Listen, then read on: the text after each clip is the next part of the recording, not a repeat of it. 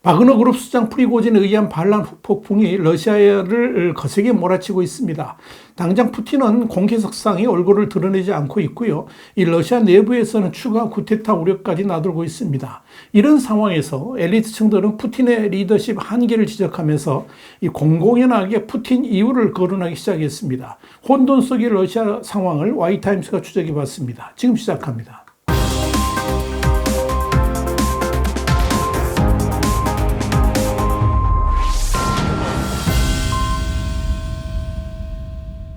블룸버그는 현지 시간으로 26일 안드레이스 클루스가 쓴 글을 통해서 바그너 용병의 반란은 푸틴의 나약함과 무능함을 보여준 사례라고 그러면서 크게 세 가지 실수를 저질렀다라고 평가했습니다.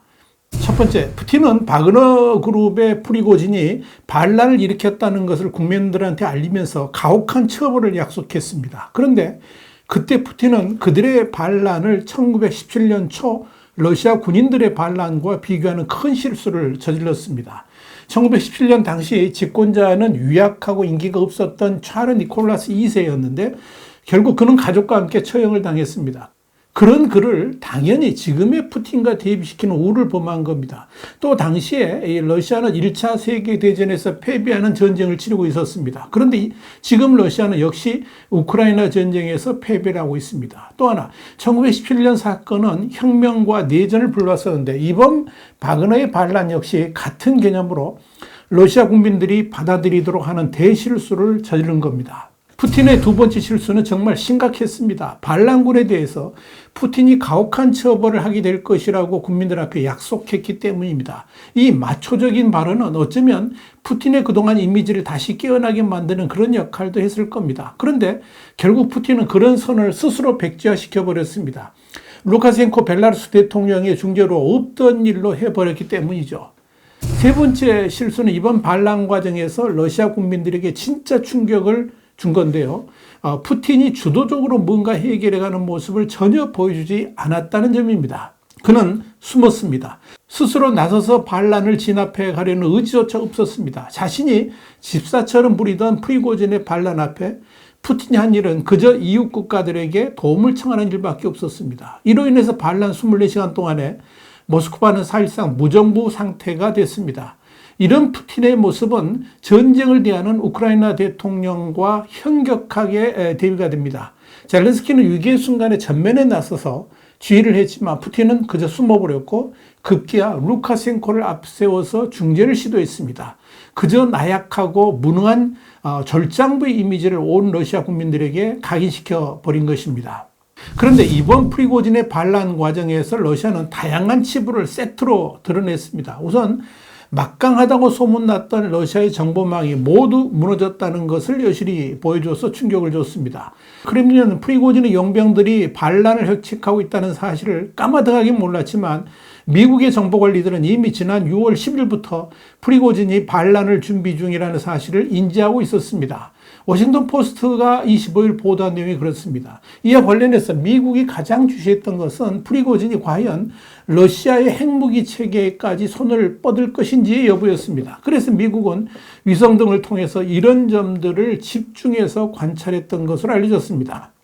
그런데 반란 기간 내내 이렇게 형편없는 지도자의 모습을 보였던 푸틴이 내란이 종료된 지 하루가 지나도록 공식 석상에 나타나지 않고 있어서 또 다른 위기에 대처하는 푸틴의 태도가 도마에 오르고 있습니다.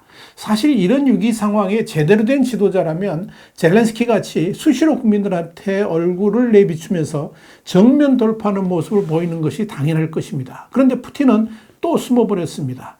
그러다 보니까 리더십 공백도 나타나고 당연히 이 혼란과 불안감도 고조되고 있는 것입니다. 물론 러시아 TV가 이날 특별군사작전에 최우선을 두고 있다는 푸틴 대통령의 인터뷰 영상을 공개했지만 이는 사전 녹화된 것으로 알려졌습니다.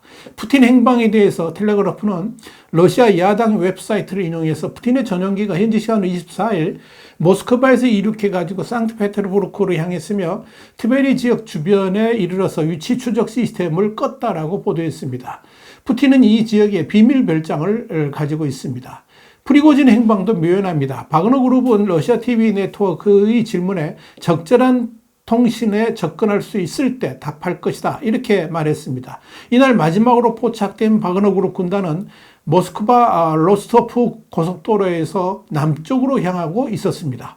프리고진의 행방에 대해서 CNN은 프리고진이 당분간 불규칙하게 움직이게 될 것이라 그러면서 몇 달 동안 정적을 감출 가능성이 높다라고 지적을 했습니다. 그렇다면 왜 푸틴이나 프리고진이 공식 석상에 얼굴을 비추지 않는 것일까요? 뉴욕타임스는 여기에 대해서 혼란과 불확실성이 러시아 전역에 퍼져 있다라고 평가를 했고, 워싱턴 포스트는 이 러시아인들은 당국에 신중하게 싸운 전능함이 아니라 취약성을 드러내는 새로운 현실과 씨름하게 됐다라고 진단했습니다. 월스트저널은 핵심 선수 중 누구도 내전을 통해서 권력을 강화하지 못했다라고 짚었습니다. 물론 언제까지 행적을 감출 수는 없을 겁니다. 분명한 것은 스트롱맨이라고 불렸던 푸틴이 반란이 마무리되었음에도 자신의 신변에 대해서 아직도 위기감을 느끼고 있다는 것이고요. 프리고진 역시 이 반역자는 반드시 처단한다는 푸틴의 속내를 잘 알기 때문에 행적을 철저하게 감추고 있는 것으로 보입니다. 이와 관련해서 러시아 일간 베도모스티는 이번 반란 사태 후에 현재까지 바그너 그룹의 운명이 어떤 방식으로 전개될지는 아직 결정난 것이 없다라고 보도를 했습니다. 끝날 때까지 끝난 것이 아니라 하는 의미입니다. 진짜 문제는 이 반란의 끝이 새로운 러시아 내부의 혼란으로 이어지고 있다는 점입니다.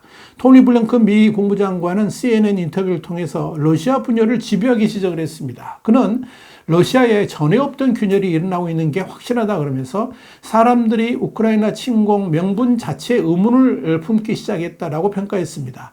그러면서 내부 문제까지 겹치면서 러시아가 전쟁에 성공하지 못하고 있다라고 덧붙인 것입니다. 블룸버그도 현지 시간으로 26일 프리고진의 반란은 러시아의 정치 체계가 얼마나 취약한지 여실히 드러내 보였다 그러면서 이런 체제의 나약함은 앞으로 더 극심해질 것이라고 내다봤습니다. 푸틴의 권좌가 그렇게 단단하지 않다는 사실을 확인한 엘리트층들이 당연히 푸틴의 권좌를 시험하고 또 도전하게 될 것으로 예상됩니다. 워싱턴 포스트는 약해진 푸틴 대통령이 러시아 엘리트들이나 러시아 내의 체첸공화국, 타타르 공화국 등의 지도자들로부터 도전에 직면할 수도 있다라고 내다봤습니다. 월스트리트저널 역시 이번 사태가 푸틴 대통령을 상대로 한 추가적인 음모의 가능성을 높였다라고 지적했습니다. 러시아 반체제 인사인 미하일 호도르코프스키는 워싱턴 포스트에 현지 위기가 어떻게 끝나든 궁극적으로 푸틴 정권을 더욱 약화시킬 것이다, 이렇게 말했습니다. 카네기 국제평화재단의 선임 연구원인 안드레이 콜레스니코프는 국가가 자체 기능을 통제할 수 없다, 국가가 무력 사용을 아웃소싱했고 법을 어기도록 허용했다, 그러면서 이는 무력 사용에 대한 국가의 독점권을 놓아버린 것이다, 이렇게 말했습니다. 이에 따라서 그는 이번 사태가 국가제도의 붕괴를 뜻한다라고 덧붙인 것입니다. 러시아 독립신문인 네자비시마야 가제타의 편집자 콘스탄틴 렘츠코프는 BBC에 민간 군대의 출현이 내전으로 이어질 수 있다라고 경고를 했습니다. 그는 정부 내 여러 파벌이 권력 투쟁에 나설 것이라 그러면서 그들은 지금 많은 무기를 갖고 있다, 심지어 범죄자들도 무기가 많다, 모두가 무기를 갖고 있다, 이렇게 우려를 했습니다. 지금 상황에서 가장 관심을 끄는 것 중에 하나는 과연 푸틴이 언제까지 권좌에서 버틸 수 있을 것인가 하는 점입니다. 이와 관련해서 영국 텔레그라프는 고르바초프와 엘친 제임 시기에 발생했던 쿠데타를 언급하면서 처음에는 실패한 쿠데타였지만 그 이후로는 지도자의 권력이 살아남지 못했다라고 전했습니다. 영국의 러시아 안보 문제 전문가인 마크 갈리오티 교수는 더 타임스에 푸틴 정권의 세 가지 기반은 개인적 정당성, 보안기구에 대한 통제력, 돈으로 문제를 풀 수 있는 능력이라 그러면서 현재 이들 세 가지 모두 흔들리는 상황이라고 진단했습니다. 푸틴의 종말이 곧 다가올 수 있다, 이렇게 본 겁니다. 미국의 외교 매체인 포린 폴리스도 프리고진의 반란은 푸틴 종말의 시작이라 그러면서 바그너 그룹이 정규군의 저항 없이 모스크바 코앞까지 직격하면서 정규군의 부패와 무능함이 단적으로 드러났다라고 꼬집었습니다. 특히 다른 반란이 다시 발생하면 이를 진압할 정규군 병력이 부족할 것이다, 이렇게 내다봤습니다. 영국의 가디언은 스스로의 욕망 때문에 파멸에 이르는 맥베스 왕을 다룬 셰익스피어의 동명희곡을 거론하면서 푸틴이 맥베스의 순간을 맞이했다라고 진단했습니다. 이렇게 많은 전문가들이 푸틴의 종말이 다가오고 있다고 얘기하고 있습니다. 과연 그때가 언제인지, 또 이런 러시아의 대혼돈이 우크라이나 전쟁과 세계 정세에 어떤 영향을 미치게 될지 주목됩니다. 와이타임 정세 분석이었습니다. 감사합니다.